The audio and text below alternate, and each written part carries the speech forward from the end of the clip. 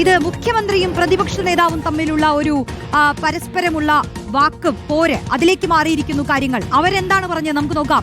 റോഷിവാൽ ചേരുന്നുണ്ട്. റോഷിവാൽ, ഒറ്റച്ചാട്ടത്തിന് BJP ആകാൻ കോൺഗ്രസുകാർ തക്കം പാർത്തിരിക്കുകയായിരുന്നുവെന്നാണ് മുഖ്യമന്ത്രി പിണറായി വിജയന്റെ ആരോപണം. അപ്പൊ തിരിച്ച് VD സതീശൻ പറയുന്നത് തോറ്റു തൊപ്പിയിട്ടിരിക്കുമ്പോഴും BJP ശക്തിപ്പെടുത്താനാണ് മുഖ്യമന്ത്രി ശ്രമിക്കുന്നതെന്നാണ്. എന്തൊക്കെയാണ് പ്രധാനപ്പെട്ട നേതാക്കൾ പരസ്പരം ഉന്നയിക്കുന്നത്? റോഷ്നി, ഇത് കൂറുമാറ്റത്തിന്റെ സംസ്ഥാനത്തെ ഒരു മോഡലായിട്ടാണ് പിണറായി വിജയൻ ആരോപിക്കുന്നത്.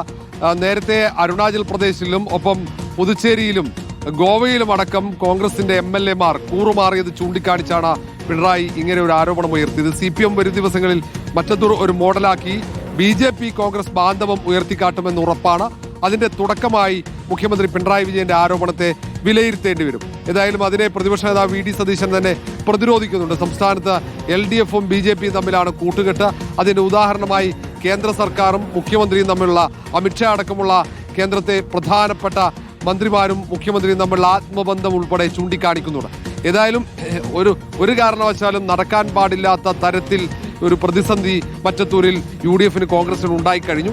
അത് സ്വാഭാവികമായും BJP-യിലേക്ക് ഒരു സംഘം അംഗങ്ങൾ, പഞ്ചായത്ത് അംഗങ്ങൾ 8 പേർ ഒരുമിച്ച് നിലപാടെടുത്തു പോകുമ്പോൾ സ്വാഭാവികമായും അത് ഒരു തെറ്റായ സന്ദേശം തന്നെയാണ് നൽകുന്നത്.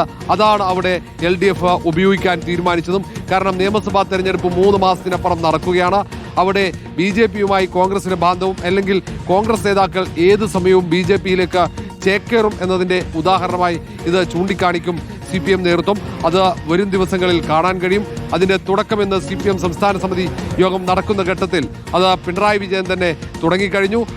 ഒരു രാഷ്ട്രീയ അജണ്ടയാണ് CPM-ന്റെ അടുത്ത തെരഞ്ഞെടുപ്പ് ഘട്ടത്തിൽ. അതിന് ഏറ്റവും പ്രധാനമായി തിരിച്ചടിയാവുക അത് കോൺഗ്രസ് നേതൃത്വത്തിനാവും. ഇനി ഇത് സംബന്ധിച്ച വരും ദിവസങ്ങളിൽ വാക്പോരുകൾ തുടരുമെന്ന കാര്യത്തിൽ സംശയവുമില്ല.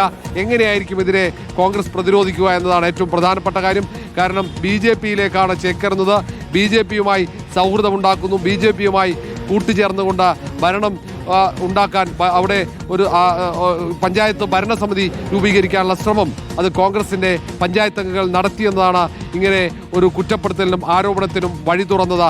ഏതായാലും CPM സംസ്ഥാന സെക്രട്ടറി അടക്കം ഈ മുഖ്യമന്ത്രി പിണറായി വിജയന്റെ ആരോപണം ഏറ്റെടുക്കും.